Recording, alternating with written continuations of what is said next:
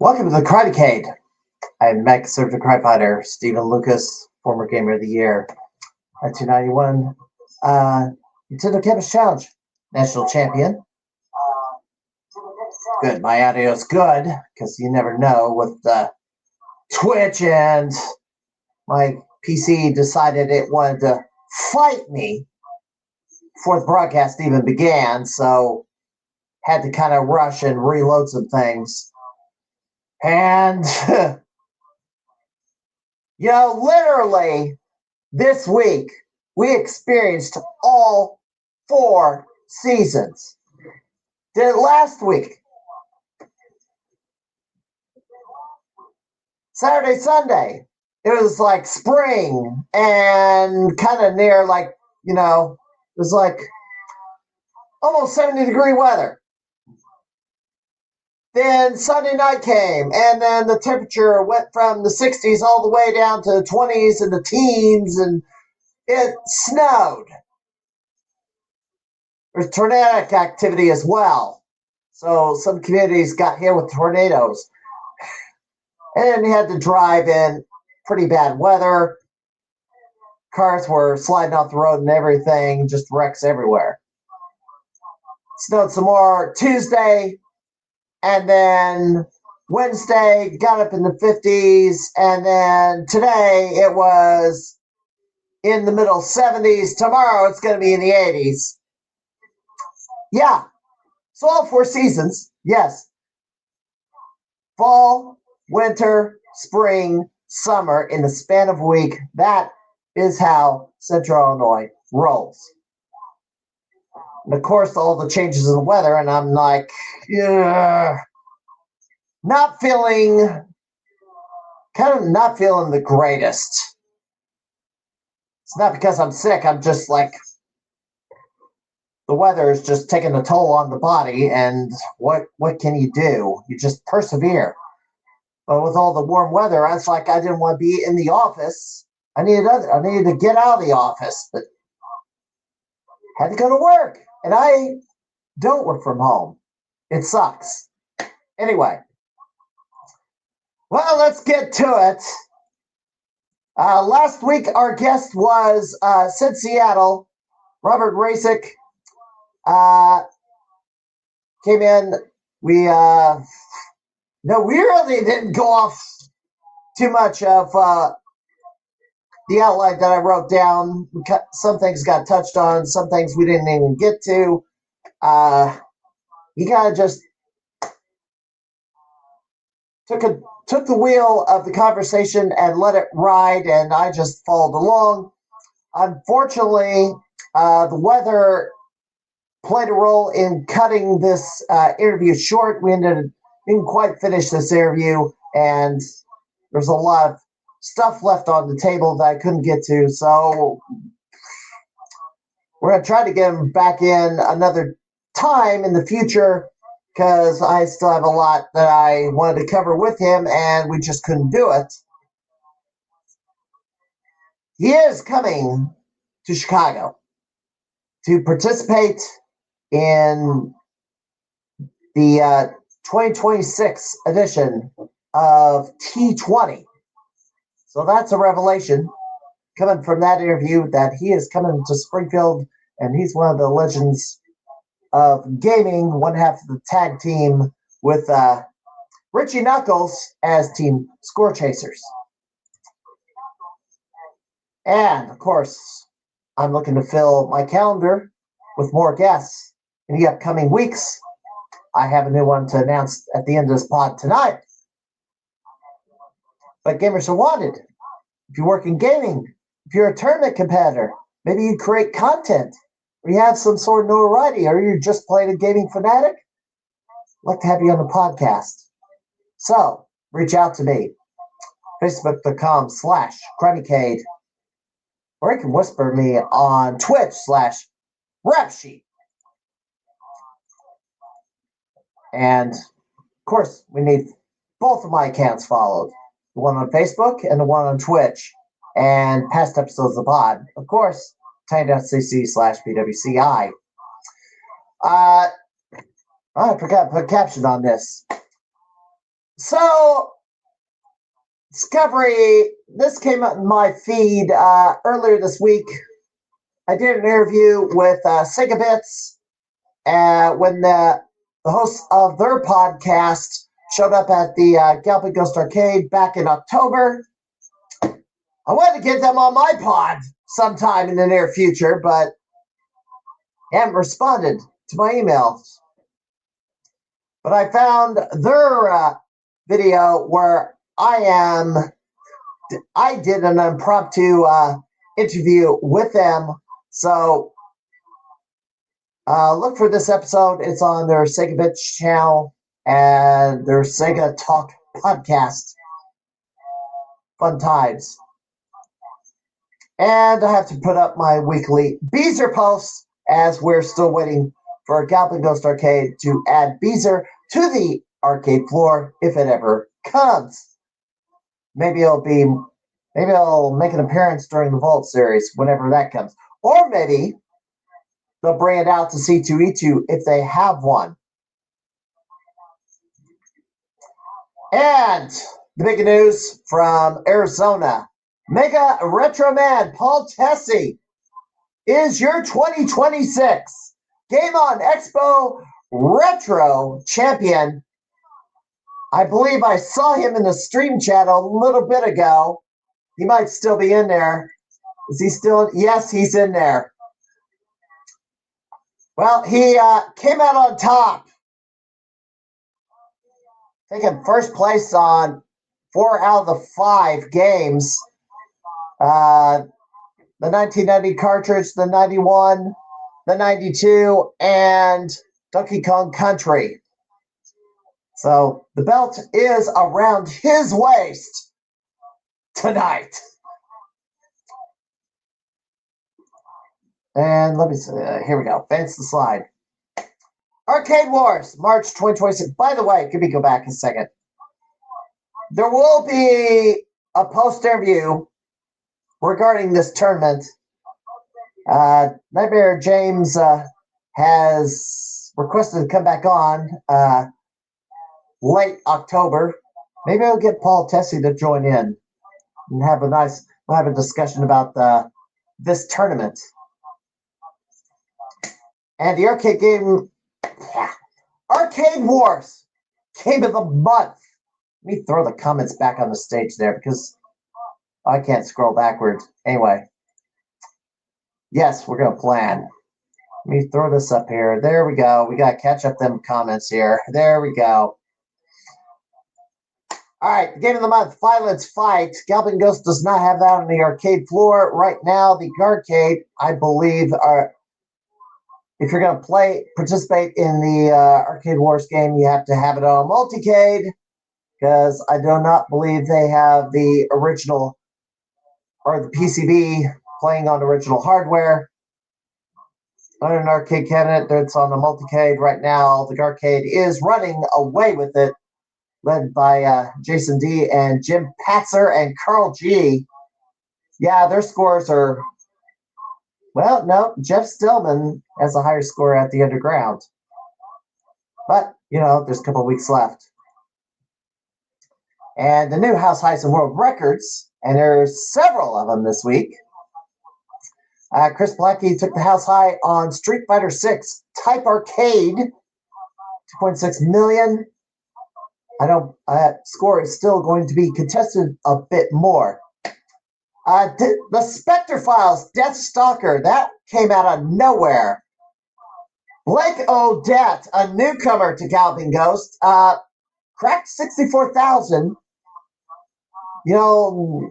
Score improvements on that game is just going to be less than 100, if at all.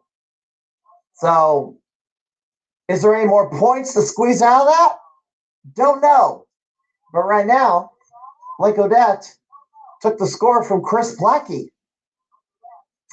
Thundercross 2, Pete On, 2-time Gamer of the Year, takes the house high from Zurst, 947K. And DD Crew on Beat 'em Up is being highly contested over. Jeff Lucas took the score today 255, only a 5-point improvement from the previous one. Andrew Owasco, Mr. Cryer's 309K, taking it from Claudio just a couple of days ago.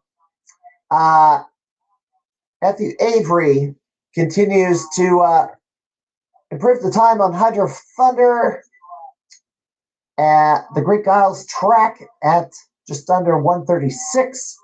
And Sean Mackley takes the house high on Middle Slug 6, and Dudon Patchy to round out the new scores for this week. And with Circe losing that score, Fred DeHart losing Dodon Patchy, Ben Falls moves up to the 12th rank. Yeah, the top 10s pretty much remain the same, and I'm going back to Galvin Ghost this week and try to get out of 11th place. If you didn't remember last week, I challenged Andrew Iwasco to a best of 7 because, he's been having a bit of an obsession with me lately, and I'm not liking it too much. So a showdown needs to happen, and I want to get it over with fairly soon. All right, our guest tonight, and I don't think he has a trailer of sorts, but he had a demo reel.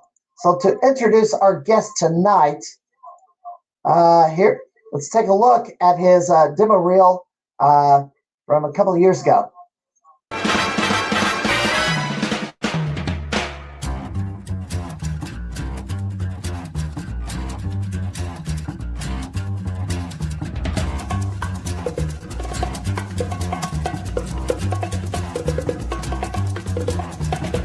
I think it's time to blow this scene. Get everybody in the stuff together. Okay, 3, 2, 1, let's jam.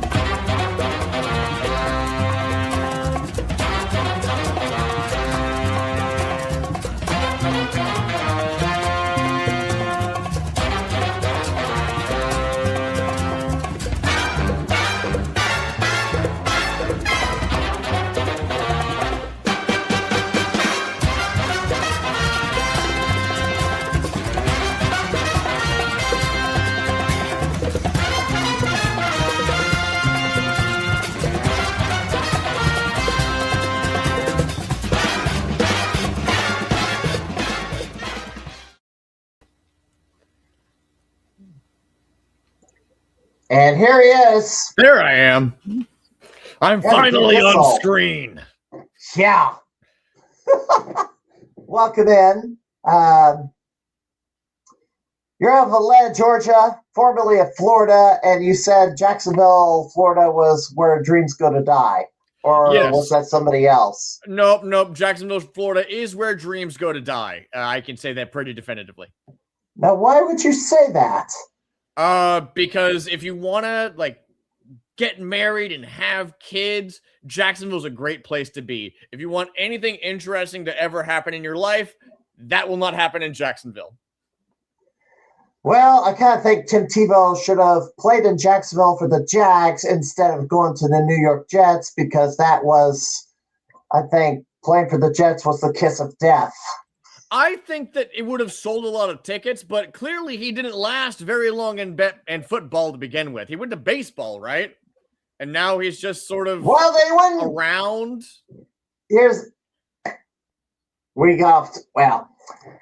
Everybody.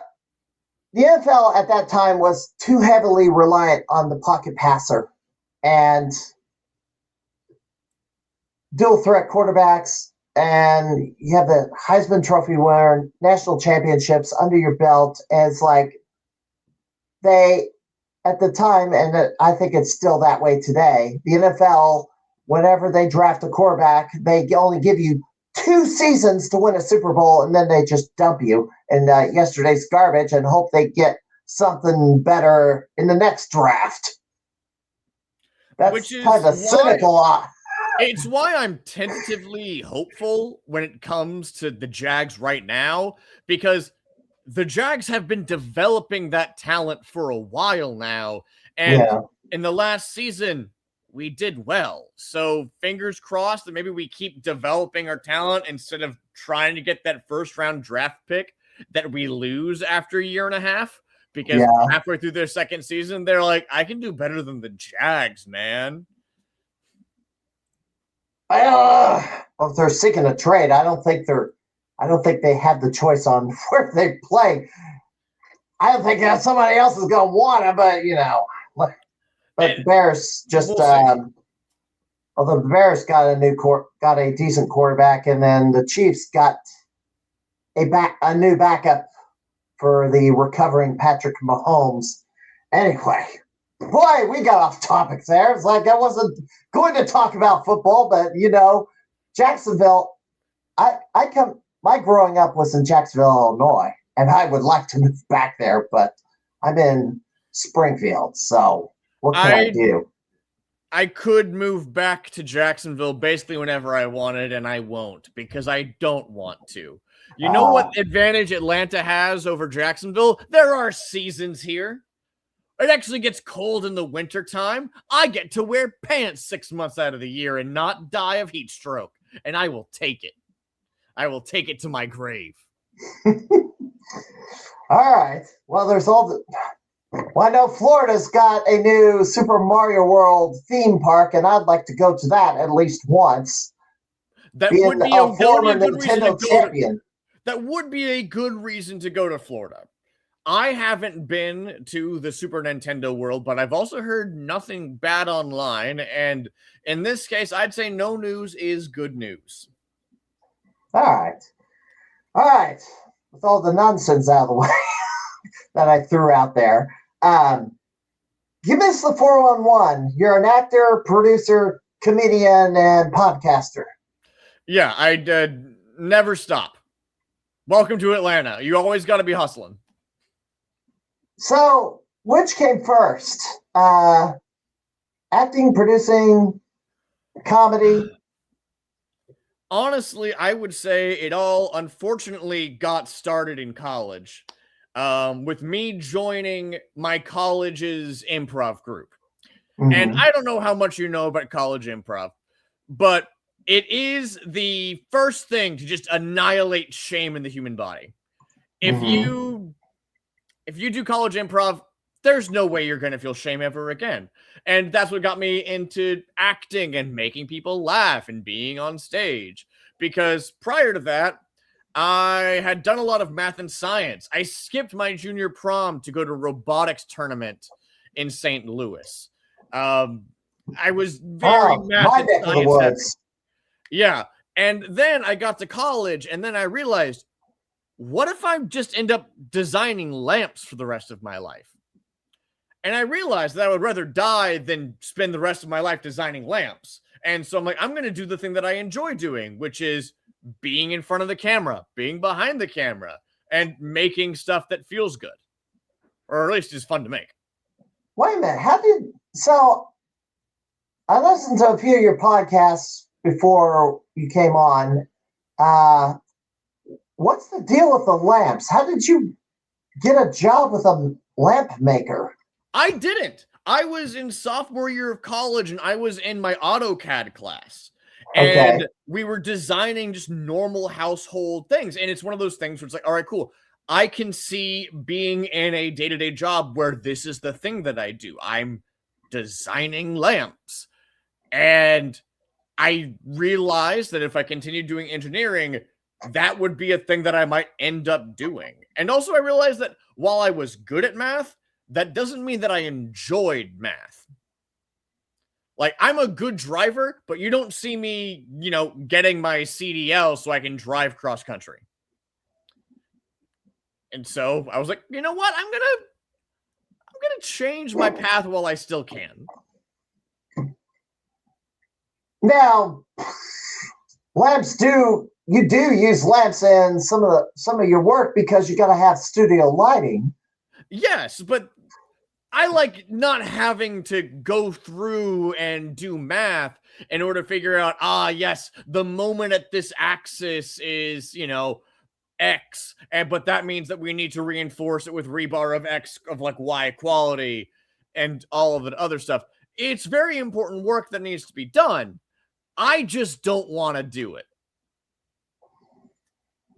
And I like working with computers, but I don't like to write code. But I've tinkered enough with code to know that I am very happy not touching it ever again. well, at this point, they had their chance 25 years ago, and it's like, they said, learn to code, learn to code, learn to code. They're like, you had your chance to hire me, and then you chose to hire a bunch of people from out of the country on contract through these that learned how to write code without a computer and did it on pen and paper. Like, and now it's all AI anyways, so we'll see. Yeah, that's another topic on my list. I got a point to raise about that. So you got away from making lamps. How did you get into acting, or how'd you get into acting, or at least videography? I mean, it was doing the improv. I realized that instead of like doing math, you can work on a problem for hours. Yeah. And then if you forgot to carry the 6 hours ago, your 6 hours of work can go in the garbage. It's not really worth it. But if you're using pen and paper, though, right? Even then, if you spent 6 hours on figuring out a math problem, if you were wrong from the jump and you carried that flaw forward, that 6 hours of work isn't going to work anymore because, you were wrong from first principles. Being on set, I realized that the energy that I put in oftentimes correlated with the quality of the work that came out, which wasn't a thing in math and science. In math and science, a lot of times, if you're right, you're right. And if you're wrong, you're wrong. And in film and TV and art, there's that nebulous middle ground where it's up to interpretation. And I know from experience, I was very bad at that interpretation. So I didn't do a lot of great stuff at first. And now I'm getting better as I go on.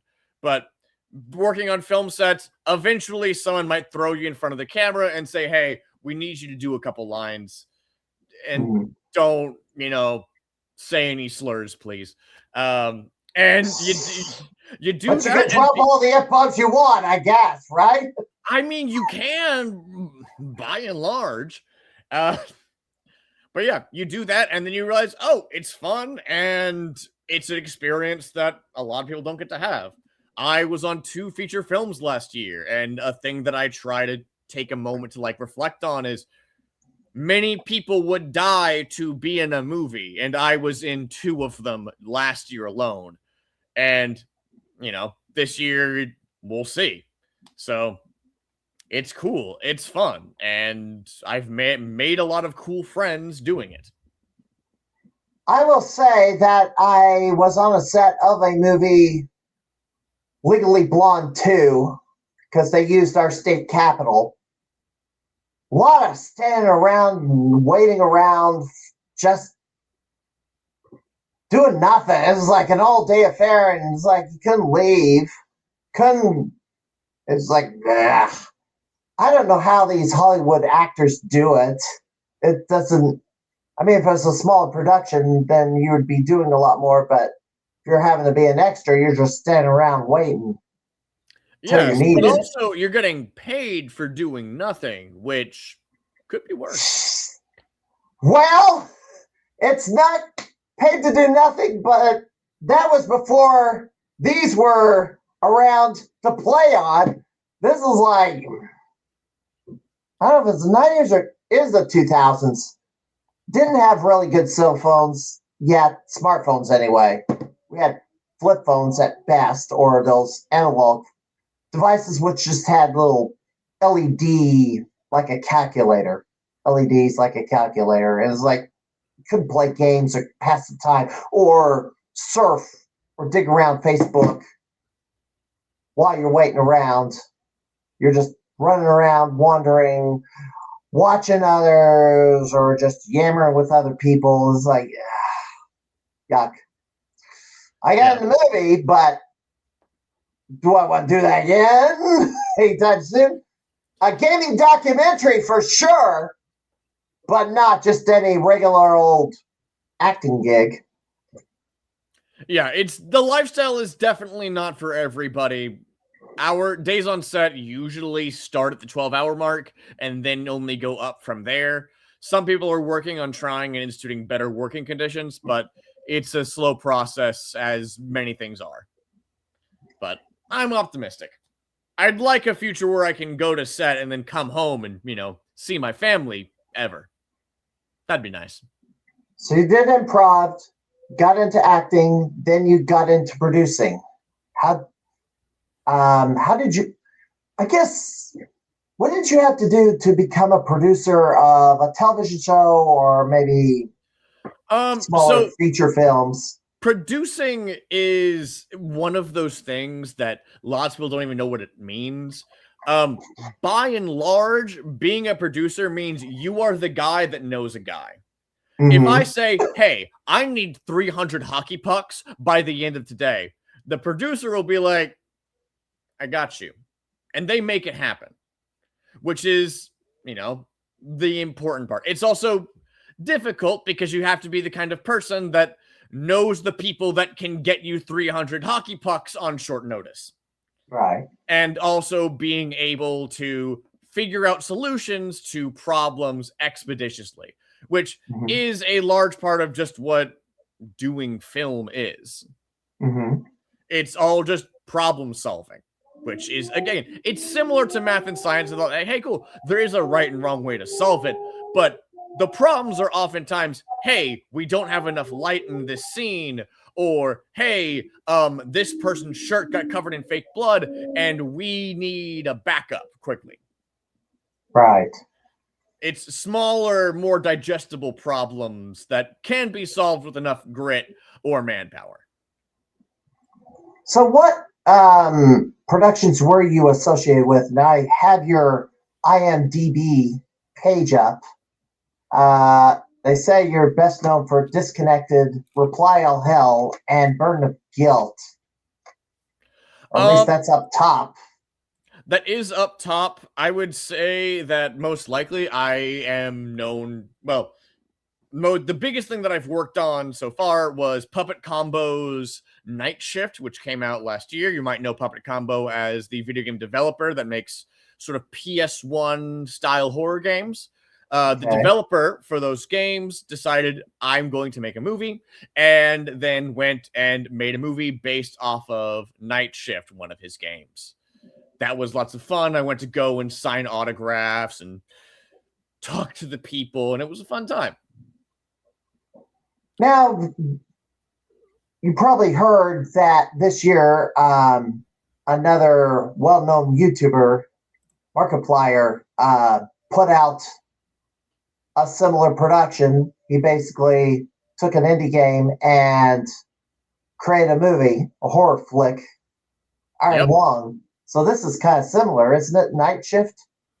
Yes, although it has the benefit of being in one location that, granted, he made, but when you are just working with like one primary actor, it does smooth a lot of things over, because the thing about actors is actors need to know their lines. And try, like, how many phone numbers do you know off the top of your head? Now try it.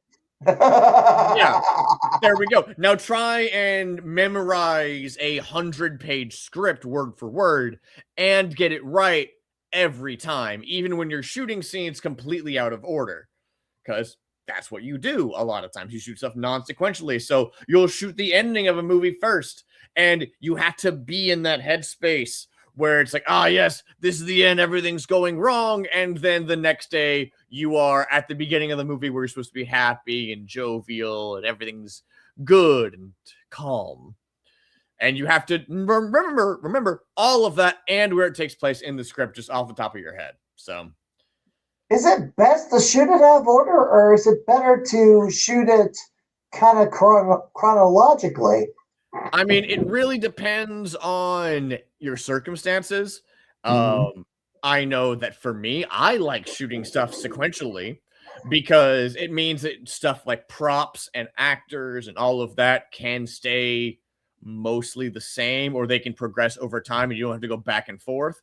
But with a lot of stuff, like say you have a restaurant that's letting you film there but they're only letting you film there on Thursday.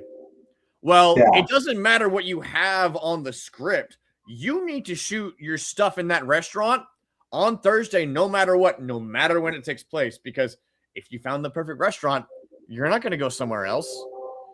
Right. So it really is up to the demands of production and also just how far in advance you schedule. But like anything, anything big, there are going to be complications. There are going to be wrenches in the gears, and you're going to want to be flexible. But broadly speaking, shooting sequentially is better for actors, but not always ideal for production. Plus, some of these productions don't even shoot the whole movie in one city. They just go for the outdoor shots, like A Christmas Story. They will shoot the outside of the house in Cleveland, but the set is somewhere else in the country. Don't know where. Maybe Hollywood, California, or New York, or near. And it's like, so why not shoot the movie in the same location? I was like, why move it? Have them run around us. Like the inside of the Illinois State Capitol for Legally Blonde 2. But outside, they shot in outside the building, they shot in Washington, D.C. And who knows where else. When the director has a vision, you work to accommodate that vision. And hey, Legally Blonde, people like the series, people like the movies. So and you gotta have the budget too, because how many movies they spent so much money, and Hollywood, you have to admit, is struggling right now. Hollywood is struggling for lots of reasons, but I'd say a big part of that is due to market conditions broadly. A big thing with the studios is they went really hard in production during COVID. Yeah. And I mean, obviously, that's great, right? Because everyone was stuck at home watching stuff for a year. And then COVID petered out. And they still were spending all that money on TV and movies and shows and all of this stuff. But people weren't at home watching it anymore. People were going out to bars and doing the things that people normally like doing when, you're not stuck inside of your house because of a global pandemic. And as a result, they've ramped all production back. And then kind of ramped it back up again.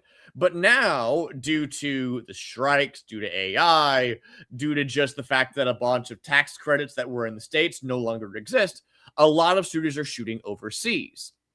And you also have these giant consolidations, these big mergers, like with Paramount, where, these giant corporations are eating each other. And, well, if you only have one big company, you only need to make a couple shows.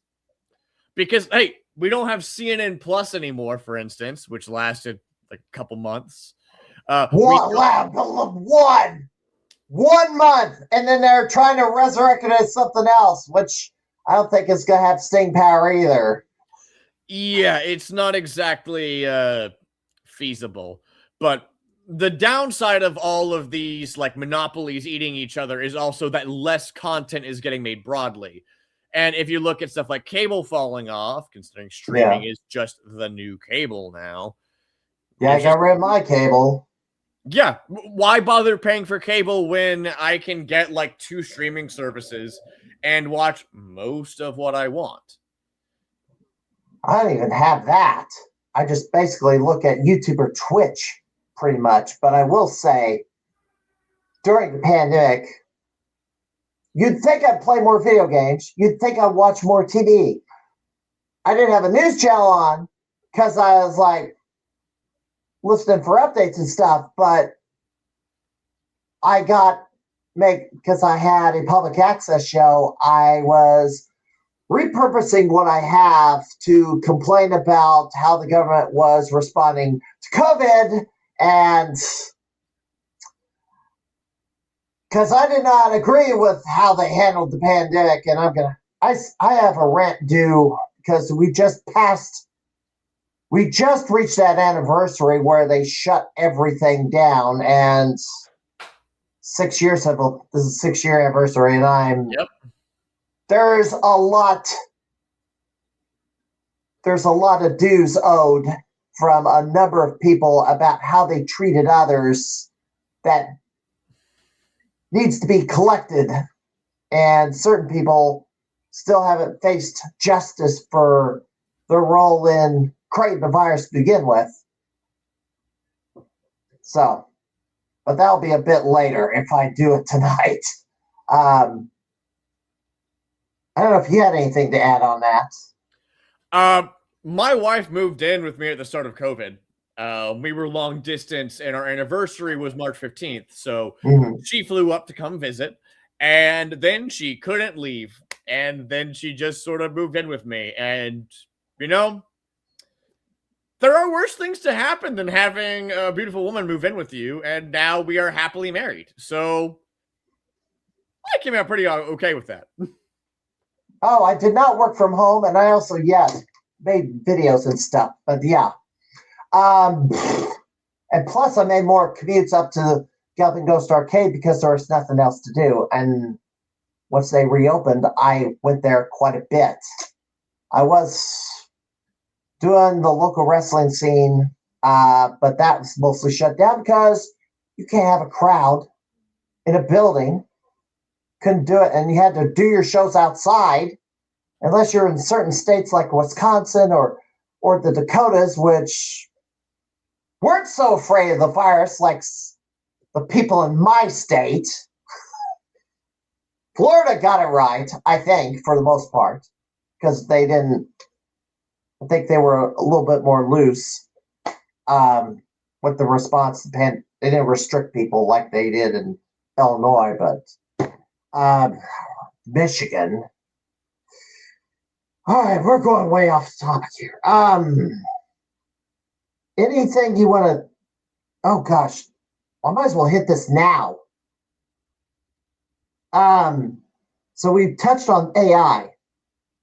So this week we find out they're going to resurrect Val Kilmer, who passed away a few years ago, and make him and put him in a movie as kind of the lead actor, and he's going to be AI generated all the way through. I've seen videos made where they did some sort of action movie short showing how far AI is advanced, where they could do a doggone full movie, not even use any actors, just have a computer generate the whole thing. You're an actor, you're a producer, you look at that and it's like, what are you thinking? I mean, honestly, it's sort of like, you ever meet someone who really wants to tell you about the dream they had last night? And you know how when they're telling you about their dream and all the stuff that happened in it, and you're like, I really don't care about this? That's how I view a lot of AI stuff. These people that are like, AI is the future, AI is coming. It's basically just, word vomit. They're just coming up with stuff for the sake of coming up with stuff.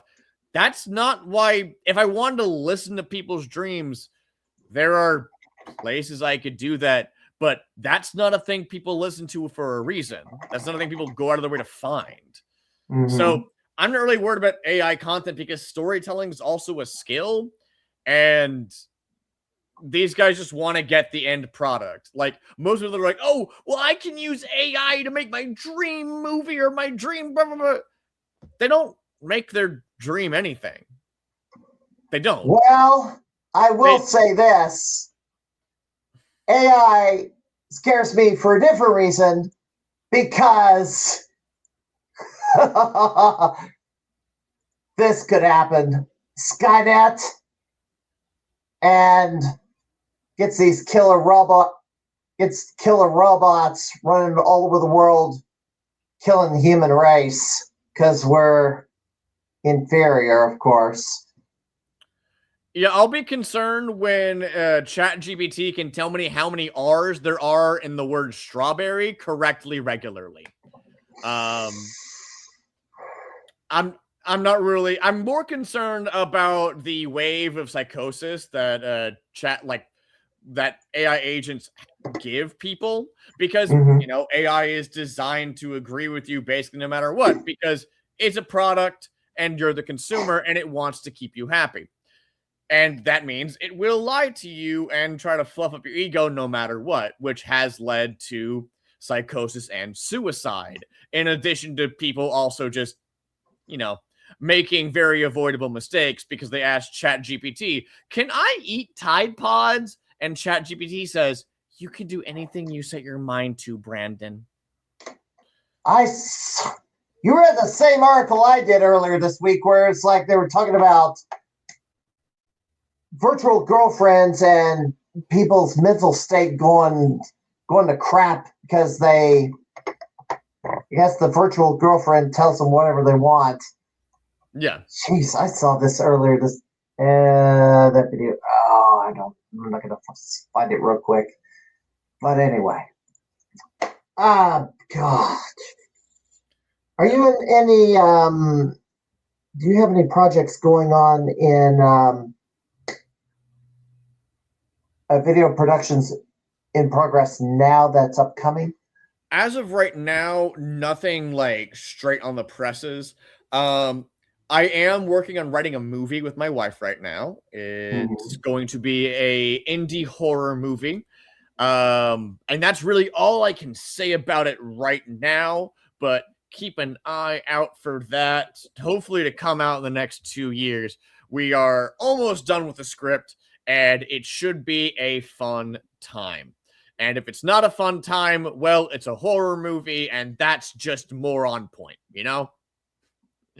But by and large, I'm auditioning for stuff. I'm doing whatever I can. But wintertime is the slow period for film. Mostly because, do you want to be the one to tell Angelina Jolie that she can't see her kids on Christmas? No.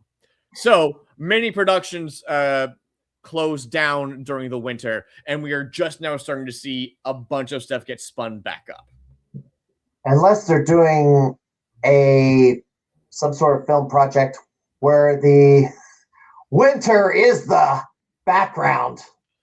Yes, I mean, it's snow and blizzard. Even in that case, you don't actually want to be shooting in the snow. You want to be shooting on set and then have a little snow machine that you can control. Because I will tell you, some of these cameras that they use, like Ari Alexas, they retail just for the body at about $40K or more. And that's before you get into lenses. So you don't really want to take that down payment on a house out into the actual snow, because that's a great way to waste money. I don't think I'd ever spend $40,000 on a camera. I mean, this is a 360 camera, and I only paid like $400 for this, but it was also used, and it also came with a bunch of stuff. So, and I took it out for its maiden voyage, and I was pretty happy with the video I shot. I just still got to figure out the editor. Oh, I clicked the wrong thing. I almost lost this whole thing. You're back on screen. You're moving again. You're fine. Did I freeze for a second? You did freeze for a moment, but we're all good now. Thank goodness. Yeah. But the thing about these super expensive cameras is not only can they record in like up to 10K, but also they're able to interface with all kinds of gears and gadgets, which is deeply important when you're working on a film set, which could have 100 different people working on it between departments. And the one thing when you're working with that many people is the squeaky wheel gets the grease. And if one person slows everything down, everyone's going to be mad at them. So everything has to play nice with everything else, whether that's sound, whether that's lighting, whether that's camera, whether that's hair and makeup. Everyone has to work together in order to make a good product. And if the price of that is a $50,000 camera, then that's the price you want to pay. Personally, I don't think you really need it either, but there are industry standards for a reason. Yeah. And there are some video productions. There's this YouTube channel below, Lawson Nuland. Yeah. I would recommend that instead of that one, you check out Super Wall Jump, which is my gaming channel. There we go. I love that one. The Lawson Now Nuland we one transition. now we properly transition to Super Wall Jump, my podcast about video games and digital culture.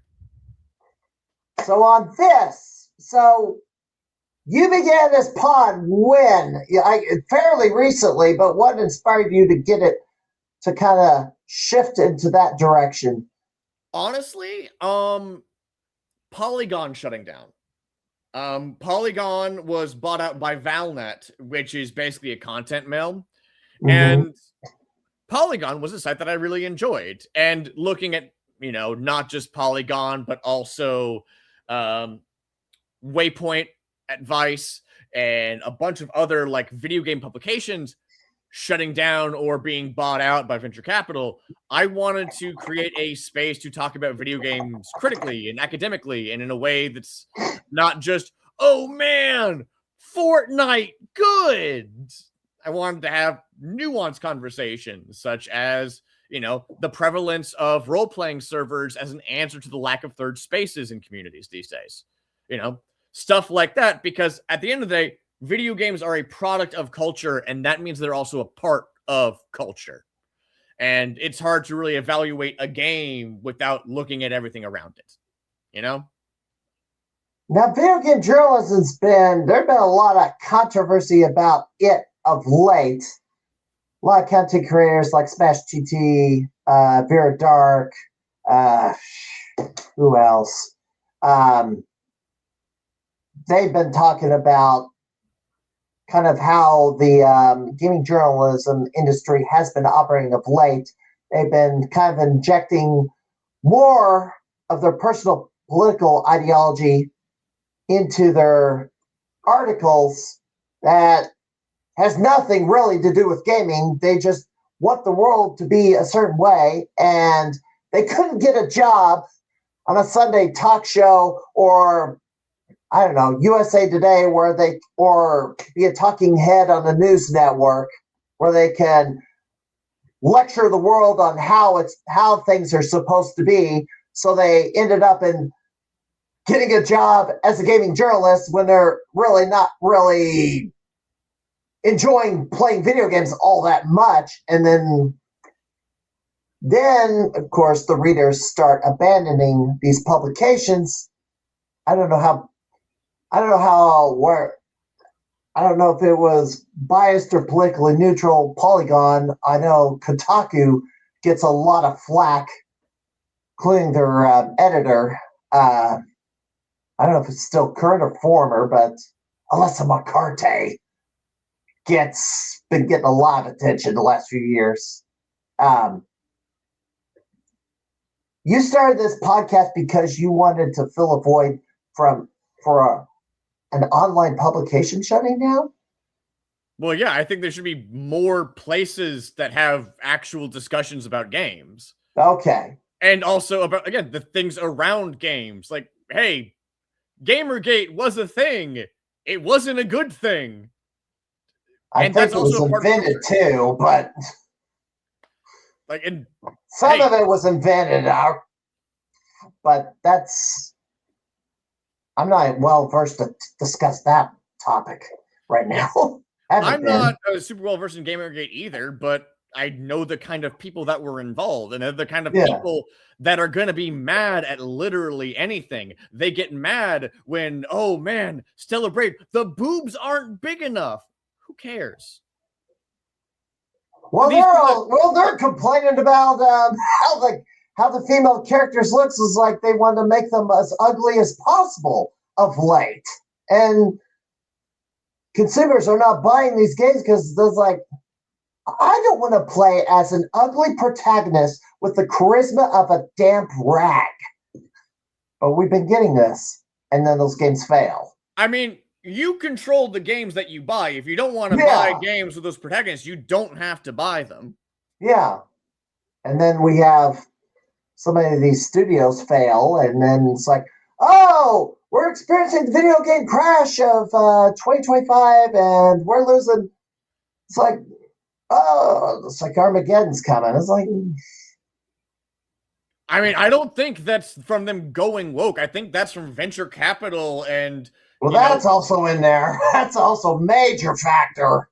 Well, I think the fact that all of these video game companies are being, asked to produce huge amounts of revenue for, very little labor. And then when video games take longer than 6 months to come out, because games take a long time to make, they fire them because oh, I've already spent 6 months and I haven't seen a return on my investment. Shut the studio down. I think that's way more of a factor, especially in an era when, your average person's purchasing power is going into the toilet. People don't have any money right now, and so they're not spending it on $60 games. Or service. Sorry, $70 games. Because they're raising the prices on games. No, the indie scene is doing great right now because of that. You're getting to see all kinds of games that are doing great. Hey, Expedition 33 released at what, $40, $50 at a lower price point than everything else, and it got Game of the Year last year. It swept the Game Awards and it was made by a small studio. Their budget was $10 million, which is a lot to you and me, but in terms of video game development, that's not much at all. Concord apparently cost $400 million. I think Spider-Man 2 was close to $1 billion.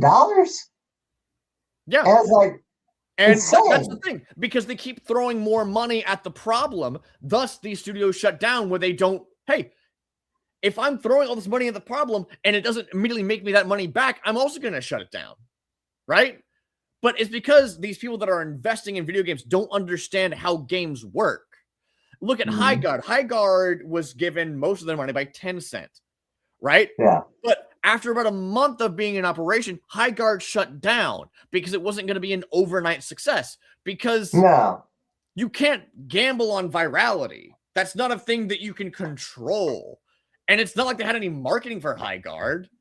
No. It wasn't due to Highguard being woke. It was due to bad money management decisions and bad marketing decisions all the way down.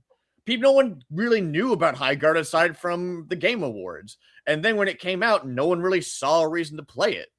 Yeah. And because there was no runway, because Tencent pulled their funding, it had to shut down. And it's also in the shadow of Concord, which only lasted even shorter amount of time, 2 weeks. I believe it lasted 2 weeks, yeah, because they got this game up and running, and it wasn't an instant success, because that's not how games work. Right? When you, for example, say that you own a taco stand. You're not going to make thousands of dollars on your first day. People need to try your tacos and see if they're good. And then later, people will be able to say, yes, it's a success or a failure. It doesn't happen overnight.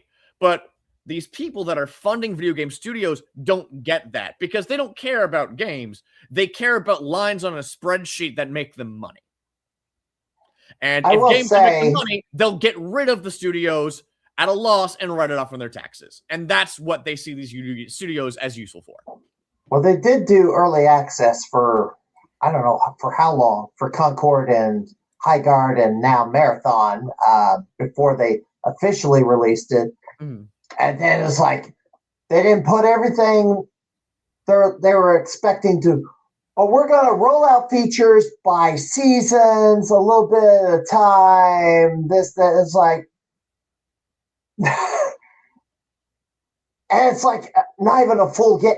It's like a fragment of a shell of itself or whatever, because they didn't. I'd say that's partially to blame. The blame goes to No Man's Sky a good bit. Because No Man's Sky, as you probably remember, it was a decade ago, came out basically unfinished, completely. But then they released updates over and over and over again, and now No Man's Sky is a good game. It's some people's favorite game. But what the industry as a whole saw, they saw that No Man's Sky was able to release a bad game and make it better later, and people still paid for it. And that is what the industry saw. They're we can release buggy, unfinished games, so long as we promise to fix them later, with a day one patch, or with DLC, or with an expansion, or with this live service model.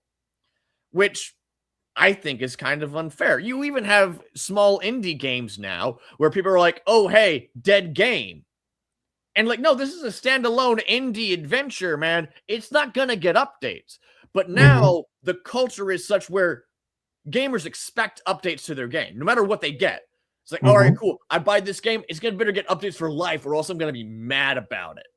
And expectations among consumers and, studios is a little messed up in that way. However, I do think that, again, there are people that are working to rectify that. There are smaller games which are still good and are meant to be played in, a couple settings, and they're done. Short burst. They don't need to be updated. A short burst, which I really don't have time to play these open world live service games, which is why I play retro and arcade games. So let me turn this from the modern. Let's talk about you as a gamer. What was your hook into gaming? Because mine was Space Invaders back in 78, 79. I want to say Jak and Daxter, but I genuinely think that the more correct answer would be a game called Jade Cocoon, which you've probably never heard of. Considering I don't think I've met a single person who's played Jade Cocoon, and I'm know why. It was made for the PS1. It had like the tank controls. It was weird, but it was weird in a way that sits with me even to this day. It was kind of Pokemon-esque where you would capture creatures and then evolve them and change them. But it had this weird, like, spiritual journey type aspect to it as well. And there was something just about, Here we go. This is Jade Cocoon.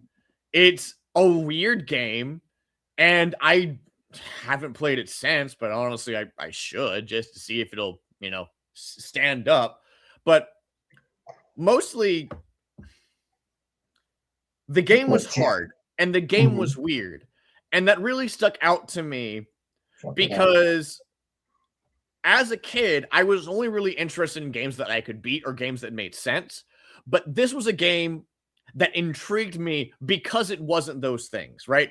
Jade Cocoon is a hard game. It is Pokemon, but more confusing with a lot less like easy signposting and with a weird world that doesn't make too much sense, or at least not to like a 7-year-old.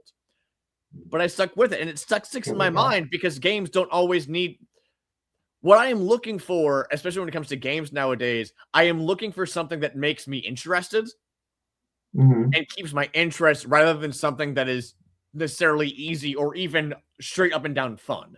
I want something that's going to stick with me. And this is a game that stuck with me. It's weird. I don't know why it is Pokemon, but not. A clone of Pokemon, Digimon. It's a turn-based RPG, which know. I mean, I don't think Pokemon came up with the genre.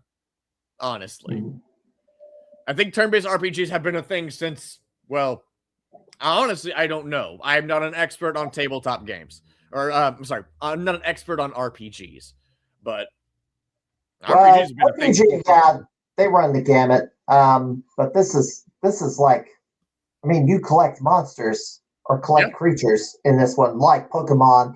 I can. Yeah. So this was the first game you played? It was not the first game that I played, but I think it's the game that sticks with me the most.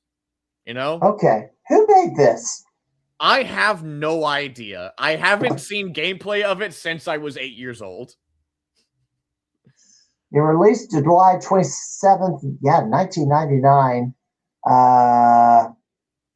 It doesn't give me the manufacturer. Oh, well. That was an interesting choice for a game.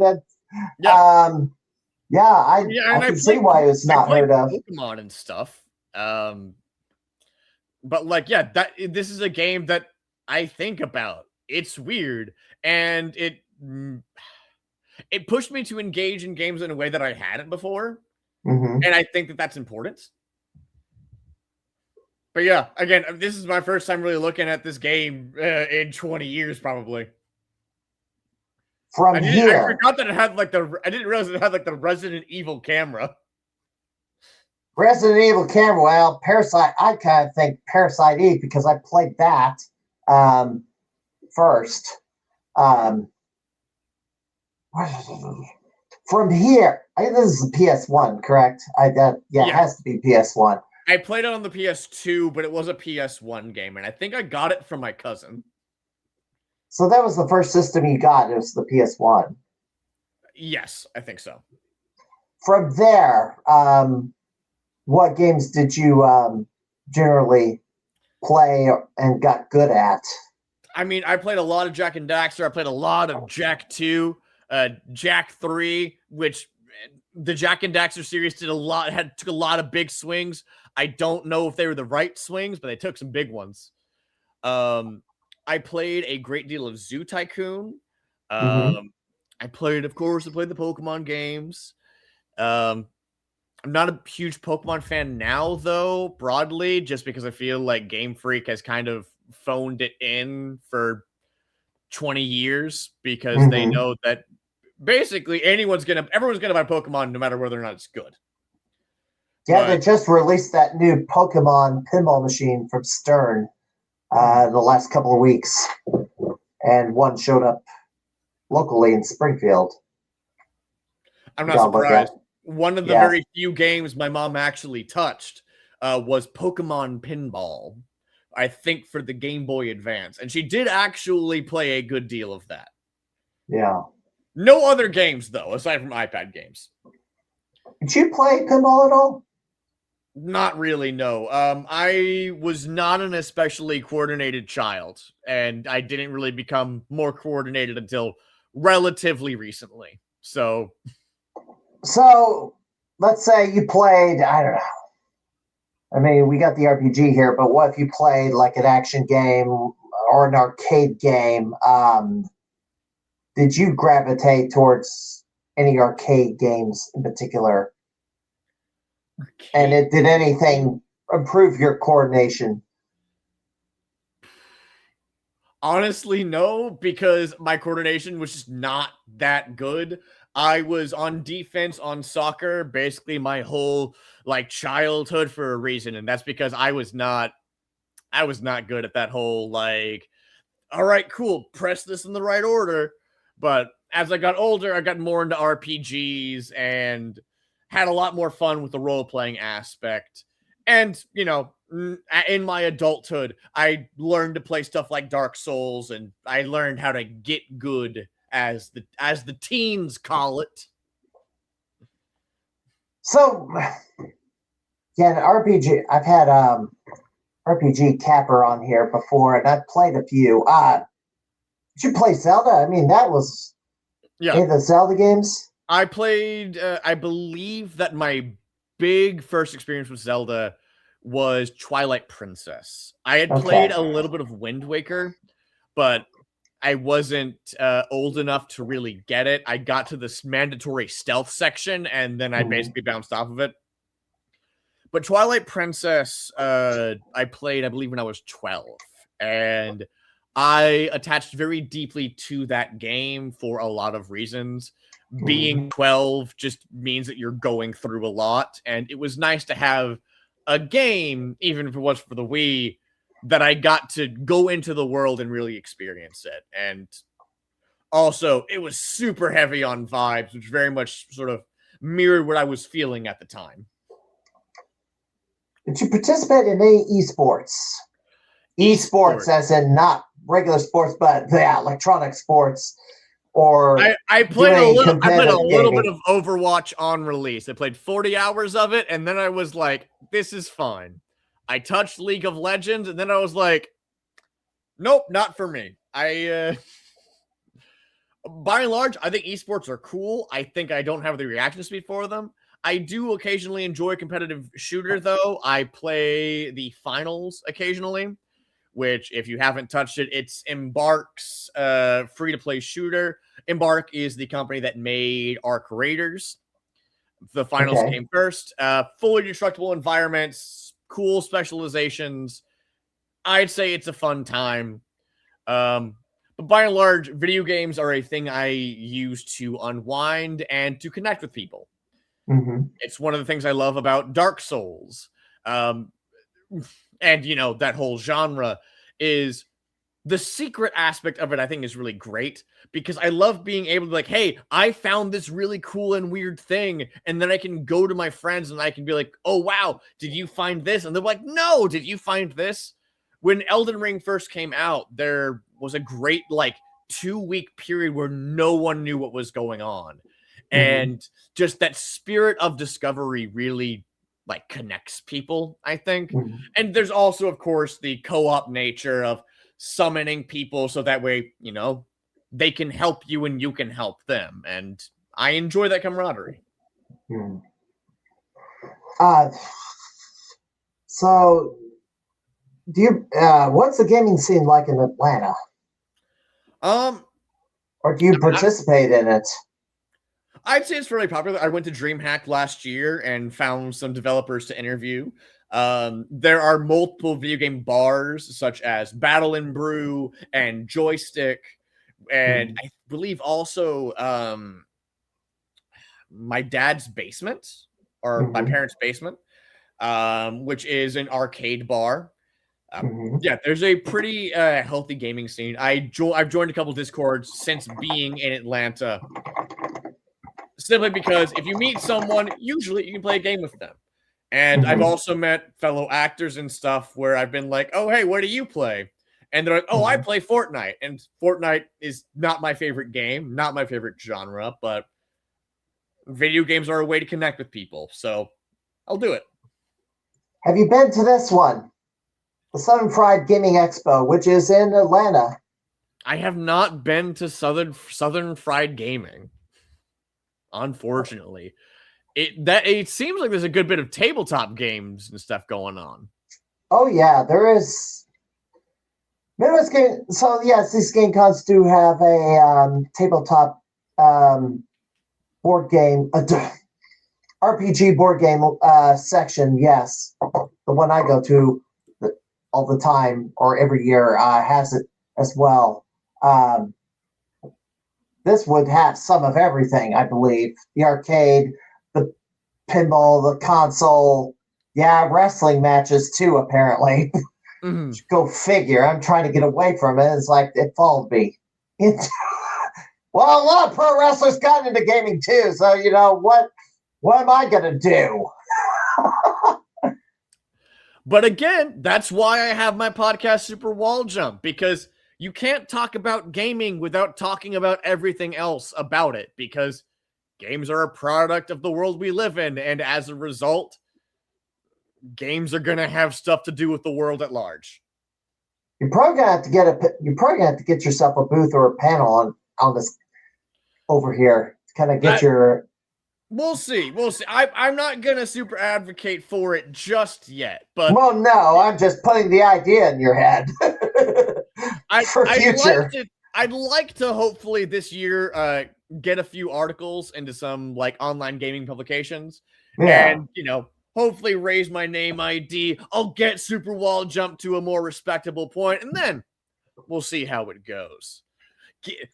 Subscribe to Super Wall Jump. Rate me on all your podcasting apps. Yes, it's available on YouTube and wherever else you get podcasts. You have video and audio only. Yes, because I saw that. Spotify is all audio. It's mostly audio. I only do video if my guests are okay with it, because there are some people that, don't necessarily want to be showing their face all around town. And I respect that. I can't wait to get in front of the camera, but anyway. I mean, so do I, but then again, I'm also an actor, so it's kind of par for the course. Right. Who all have you had on your pod so far? Ooh, so I've had multiple game developers on, each of whom who have talked about their game. Lightning Katana was my first guest. I had the developer on, who is a friend of mine. We did a sort of test episode, but we talked about the difficulties in marketing a game in this day and age. 50 video games come out every day on Steam on average. Yeah. 50. So, that's fun. I've talked to other developers about playtesting and about how important it is, especially when you're trying to find the fun in your game. Mhm. I've also talked to some content creators and asked them about their favorite franchises and done a couple of deep dives. I did also interview a master's program student who did her thesis on GTA 5 online role-playing communities. And that was a really fun one for me because we got to get really in depth about why people are attracted to those communities to begin with. And more recently, I interviewed one of the lovely people at Able Gamers, which is a charity that provides assistive devices to disabled gamers. Because if, say that you're 8 years old and you only have one arm, if all of your friends are playing Roblox, you want to be able to play with them too, right? So that's part of what Able Gamers does. And it was great being able to talk to them about what they do. And as of today, I released an episode with the host of Ingress Insights. You may have heard of Ingress, but you've more likely heard of Niantic. Niantic is they're the people that made Pokemon Go. And, a slew of other games that basically use that same format. Ingress is their first game. And I got to, talk with him and figure out, hey, what is this game? Why has it endured for so long? And why do people play it? It was a fun conversation. I used to play Ingress way back when, and then it ended up coming to bite me in the ass during a congressional campaign I was working on. Let me throw this up. Oh, is this it? Next stage. No, this can't be it. Is this? That is it. It says 11 years ago, but yep, Ingress is still around, and it's one of the few games. Like from what I learned in that interview, Pokemon Go and a lot of those other games that are third-party games no longer are under Niantic's umbrella. Ingress still is, though. So we got to talk about the life cycle of Ingress, how Ingress, which is a location-based game like Pokemon Go, how they adapted to COVID and, some of the live events and the cool things that the community has done. So it's basically... It's Pokemon Go. Live game. Pokemon. It's open world, but you're basically in the game as you're in the real world playing the game. It's an augmented reality game, very similar to Pokemon Go, yes. Right. You basically have to explore the landscape and hope that your GPS triggers something. I assume that's how it works. Yes, that's basically how it works. You go around to various locations, and then, similar to the Pokemon gyms, you fight for those locations. Well, that's deep. I don't know if I can play that one, but I don't know. How is it easy to get into or difficult? Oh, it's very easy to get into. You can just download it on your phone. It's very straightforward. But is it better to play in a big city or can you play it out in the rural countryside? So, due to COVID, they actually introduced portals, which allow you to send drones out to locations which are not nearby. Because during COVID, you couldn't leave the house for legitimate reasons. So you could go send your drone out and they could go and play for you and then come back. And that way, people who were playing the game still got to play it, even though the world shut down. Wow. Okay. Wow. That is something. Wonder if anybody in the chat played this before? I don't think they have. Shoot. Well, I wrote this down earlier. We kind of touched on it already. Live service games failing.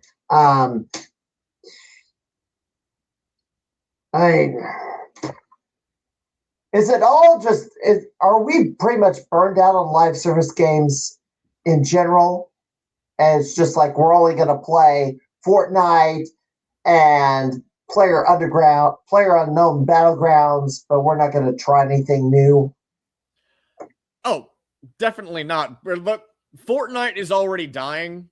It may be a slow death, but it's dying. They recently increased the price of V-Bucks because they said, oh, hey, the cost of running Fortnite has increased. And they gave no further comment. And the real reason is because, yes, Fortnite's expensive to run, but also because they're losing their player base to Roblox. Because Roblox, I believe, you can play in a browser.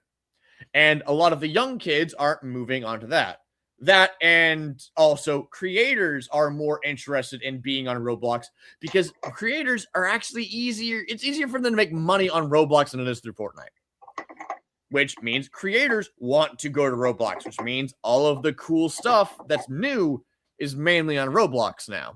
I haven't touched Roblox and I haven't touched Fortnite in a while, but I've heard from people with kids that this is the case. So, from what I've heard about Roblox, not the gameplay itself, but all the controversy surrounding it, I think there was kind of a scandal regarding, yes, the kids gravitating toward that, but how they're handling predators who are using the game to, I guess, seek out children to do not very nice things to them. We'll just leave it at that. Yeah, and there's lawsuits flying. Roblox has a severe moderation problem. And the thing is that moderators cost money. And implementing those protections would also cost money. So instead, they try to do as little as possible and, wash their hands of it. But unfortunately, they are no different in that than basically every other company on Earth, which wants to spend as little money as possible. So while I would love to crap on Roblox all day, for that, I can't really say that's Roblox exclusive. I recall saying about it, there's something else regarding Roblox. An adult daycare video. Basically, somebody visited Roblox headquarters, and it's like running like an adult daycare center. They're not really doing much of anything. It's like they're being, I guess, the employees are just being pampered to just show up, eat at the buffet, all these exquisite dinners, and it's like, are they doing any actual work? And then they're putting up TikTok videos about, oh, look how fun my job is, and it's like they're doing all this all day and not really doing much of anything else. I mean, coming from it from a tech perspective, this kind of thing is not new. FANG companies, famously like Facebook, Apple, Amazon, Netflix, Google. Now I believe it's manga because Facebook's now Meta, but they had a problem where they would be hiring engineers for years and not having them do anything. The only reason being so that way they didn't go work for the competitor. And that could be a thing that Roblox is doing. Hey, we have some of the best talent in our field. We're going to keep them happy so they don't go somewhere else. Because, hey, if I lose my number one coder and he's the guy that built X system, I mean, yeah, he could theoretically like write all this stuff down, but is he going to? It might just be easier in the long run. Just keep him on. He does one thing a month, but you know what? We need him for that one thing a month. Oh, not cost effective, and plus you're wasted. It's like I don't want to sit around and do nothing all day. But if I could get the money to sit around and do nothing, I'd be more than happy to do that. I like doing nothing. I like hanging out with my wife. I like petting my cat. I like hanging out with my friends. I think humans were meant to hang out, and I'm okay with that. Oh, and I can see my family more often. That'd be nice too. Maybe go on some trips, Yeah. I like chilling. that's part of why I like video games. What are you playing through now? Or what games are you playing through currently? All right. I have been playing a lot of Slay the Spire 2 as well as Helldivers 2 recently. I also recently played My Time at Sandrock, which is just 3D Stardew Valley. But it is what it says on the 10. It's 3D Stardew Valley. Slay the Spire 2 has taken Slay the Spire 1's formula and they've remixed it just enough to make it really interesting. The relics are more interesting. The cards are more interesting. It is a roguelike deck builder, which is fun. And so there's a lot of replayability, but it is an early access, which means a lot of stuff is subject to change, at least as of right now. And right now, this is the #1 game in the country. It's sold like 3 million units so far, yeah. It surpassed Resident Evil 9 Requiem. Yep. Which is impressive for an indie game. I still think RE9 is going to get Game of the Year. But we'll see what happens. Yeah, we'll see. This game is also in early access. Yeah. But Slay the Spire, despite having an art style, which I wouldn't describe as the most interesting, I would say that the gameplay is wonderfully addicting and is easy to pick up and put down. You can play a run in 30 minutes and then walk away and then come back later and it's fine. And they added multiplayer for some reason, which I'm not opposed to, but I am, jazzed about. I like it when devs go the extra mile, actually. I didn't touch on this. Any retro games you're into from the 8-bit, 16-bit eras? Ooh, retro 80s, 70s, 80s, 90s. I do like Earthbound. I'm an Earthbound guy. That game is rare. That game, yeah. I guess you'd have to get an SNES Classic to play it because if you're trying to buy the cartridge for the Super NES, you're going to be paying quite a bit of money. Yeah. Or you could resort to other methods and find a good emulator online. But I wouldn't know anything about that. Oh, we all do. Well, we all use emulators, the Super NES Classic, which they put up other games like Super Mario RPG, which is another one that's difficult to get a copy of lately. Did you play that? Have you ever played that one? I played a little bit of Super Mario RPG, not a lot. I think I started playing it a little bit, and then I was distracted by other things. Because, as you probably know, the game, again, 50 games come out a day, and even if half of them are AI slop or, asset flips, that's still 25 games that come out every day, which, can run the full gamut of being one of the coolest things I've ever seen to being just something forgettable. And it's hard really to know which is why, it's important to figure out what the people want and what the people are saying is good. All right. Any future goals in the gaming world or acting or producing or... I should have had you tell some jokes too while we're at it. Yeah, you could have, but you did it to yourself. I would say I would love to get a sponsor for Super Wall Jump this year. That would be cool. I would love to make money from my podcast in like the first year of operation. That would be cool and make my parents take it more seriously.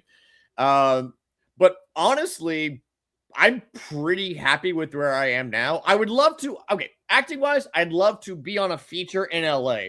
I would like to go to LA for several reasons, one of which is to visit a close friend out there. Beyond that,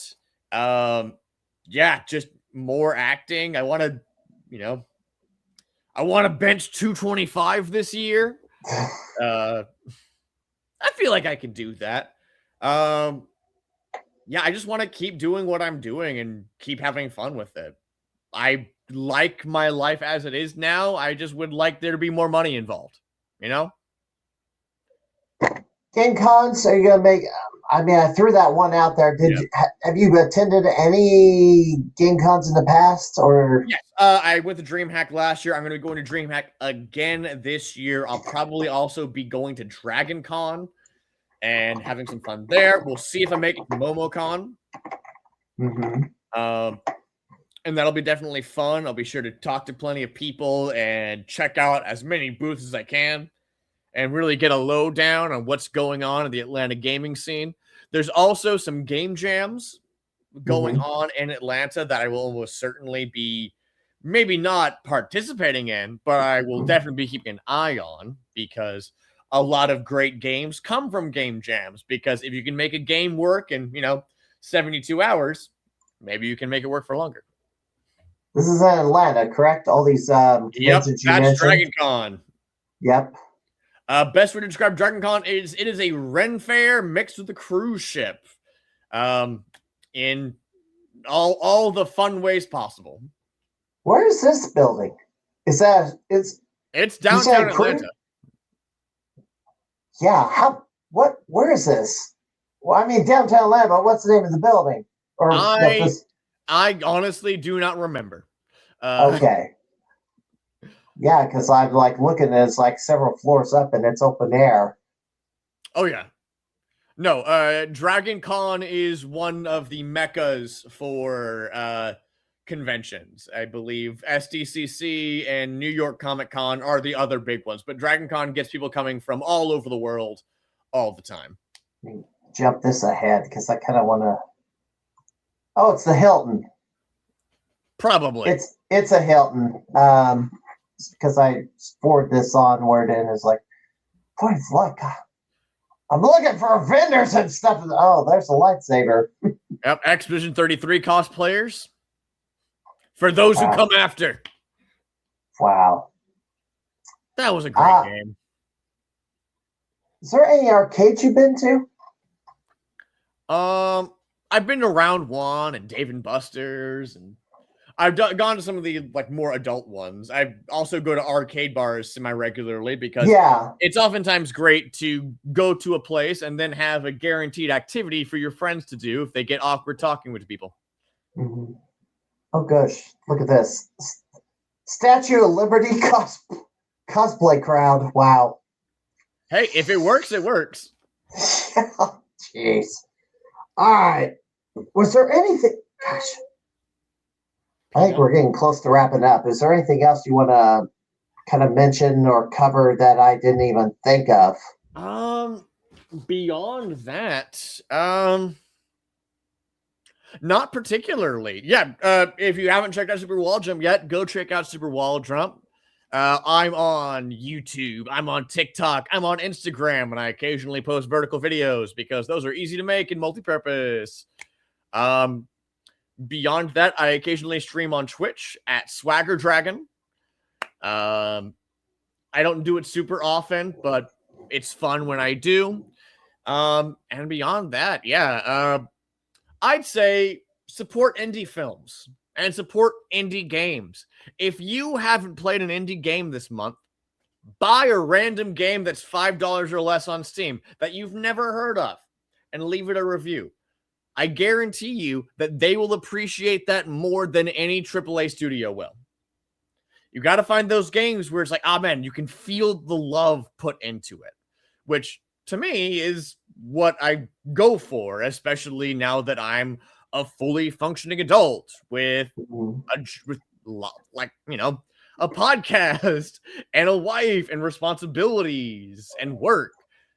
I want to find the games and find the things that people love. And I want to notice that, Well, I know for a fact that Kelvin Ghost Arcade will be willing to raid anybody who is streaming the Spectre Files Deathstalker. And I believe the game is relatively I wonder what they're charging for it now. It's been out It's been out for a year. Oh, how much is it? No, it's just 10. Well, $10 isn't so bad. But yeah, you're kind of playing. Let me throw this. Oh shoot, I closed it prematurely. Hold on. Yeah, I'm looking for a specific game if I wanted to shout one out. Yeah, this is not quite an RPG, but it's kind of a choose your own fate type of a game. You do make decisions as the story progresses, and every game has a beginning and an end, whether you win or lose. Makes sense. Sounds like a fun time. Yes, unreleased. Officially, it was unreleased, but it was developed by Brian Colan, which this was resurrected off the film reels, which you would appreciate because you're a filmmaker. Yep. Some of the time. You had something on the tip of your tongue. What was it? Before I interrupted. You're good. I was mostly just looking for indie games that I think are really cool and that I think people should play more of. If you like XCOM, but you wish that there was way less controlling individual dudes, play Terra Invicta. It's basically the closest you can get to playing The Expanse. And if you don't know what The Expanse is, I would recommend that you watch The Expanse because The Expanse is fantastic. Here's the trailer for that. Yeah. This is very fun game. If you are a strategy nerd, you're gonna have fun. It's very rare that I have to play a game where I have to worry about the GDP of Guatemala as like a number I have to consider in my gameplay. But this is a game that makes me care about the GDP of Guatemala. So, I kind of get the vibes of the old board game called Risk. A little bit. But you can build space stations, you can build fleets, you can take over the world, and, all of this is in response to a terrible alien threat, which is not very friendly, but, Not many are. It's not like Star Trek. Probably not like Star Trek. No. Okay. All right. Well, Lawson Nuland. Gosh, I fumbled that one. I know how to pronounce your last name. I knew from the beginning, but Lawson, host of the Super Wall Jump podcast. I want to thank you for volunteering to come on my pod. And of course, I'm happy to come on. Well, maybe I can do your pod sometime in the future. We will see. If you're looking for that classic Nintendo video gaming champion and retro gaming champion, I mean, I'm one of them. I'll keep that in mind. But yeah, thank you so much for having me on. Tune in to Super Wall Jump or come check out the Super Wall Jump Discord, where you can keep the conversation going if you want. I'm not your dad. I can't tell you what to do. All right.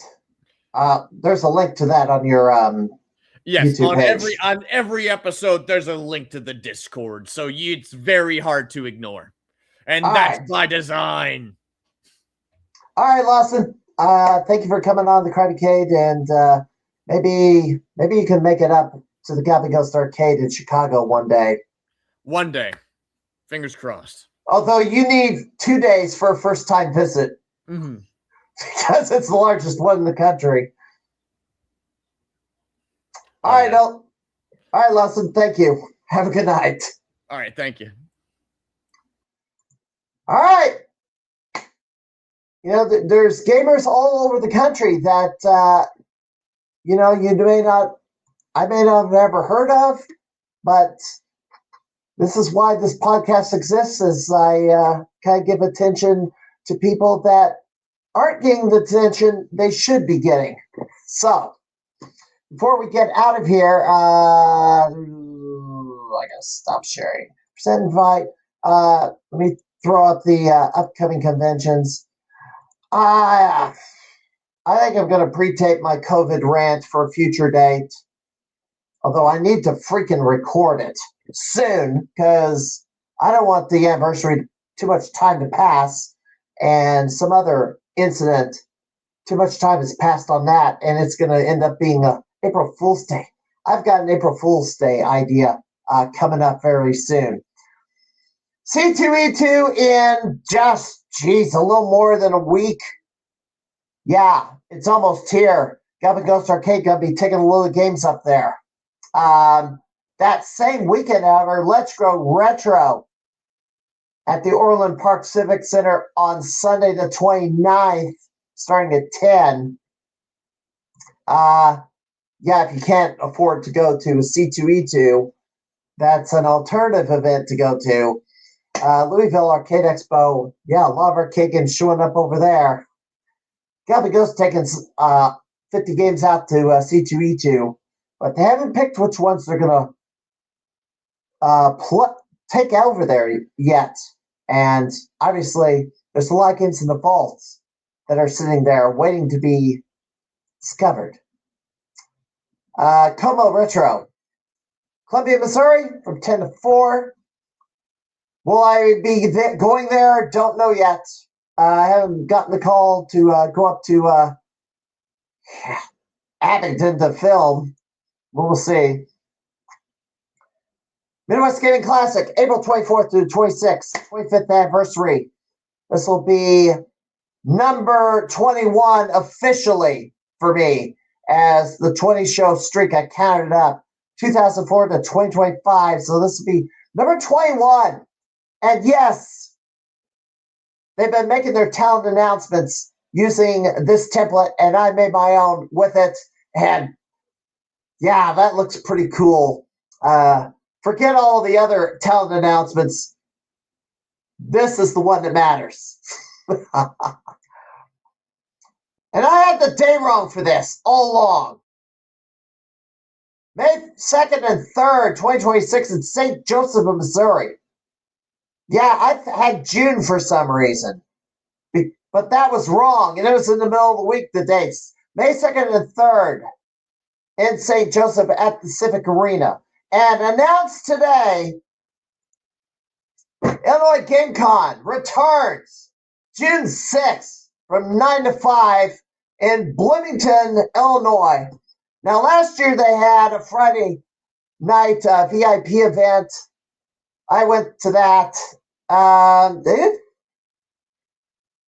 Last year, Illinois Game Con didn't have many arcade games. They had a lot of console, but I was missing the arcade stuff that they had in previous years.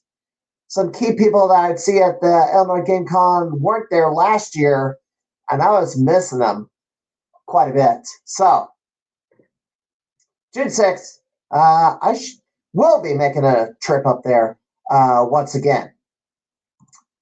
And next week, our guest on the Crimeycade will be Stephen Westbrook. He's a man of many talents. The arcade in Fort Smith. He is also a wrestling promoter for Classic Championship Wrestling. Yeah, speaking of wrestling, now I've got that crossover. But also, more crossover because he was a former policeman. So he kind of is like another version of me down in Texas, of all things. Wow. And he will be opening the Pin Bar fairly soon. That's a new venture he will be doing. So he'll be on next Thursday, and we'll have quite a bit to talk about. But the newest guest I have to announce, Brett Weiss, is the author of multiple classic home video game books, best known for the NES Omnibus. That'll be Thursday, April the 2nd. my first guest announced for the month of April, and I've got to get to work on filling that calendar. The 9th and the 16th, I will not be doing the podcast the week of the Midwest Gaming Classic because I'll be packing up and preparing for that trip. 300-mile drive, getting up early Friday and trekking all the way up there. And that will do it for the Crimeycade this week. As, wow, I got rid of that thing. It's like where's that? There we go. There we go. Anyway, that'll do it for the Crimeycade this week. I will go ahead and rate a channel, and until next time, I hope to see you around the arcade soon. I'm going to the Galloping Ghost Arcade this weekend. Andrew Owasco, I'm waiting for your answer on my best of 7 challenge. Yes, I want to face you. 101, best of 7. And I certainly got scores to take back, and quite a bit of them. I don't know if I'm going to get my level 4 challenge card, but I hear that it is ready to go. So, for those who are still here with us, hey Chris, thank you for tuning in or sticking with us till the end. That's a good point, yeah. Alright, do my rating tonight.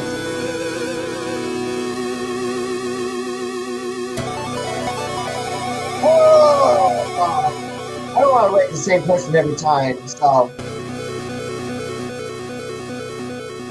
Boy, maybe I'm going to.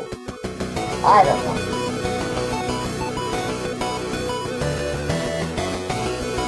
Wow. Yeah, I guess I'm gonna rate who I'm familiar with. Alright, until next time, I'm your X35er. Have a good night, everybody.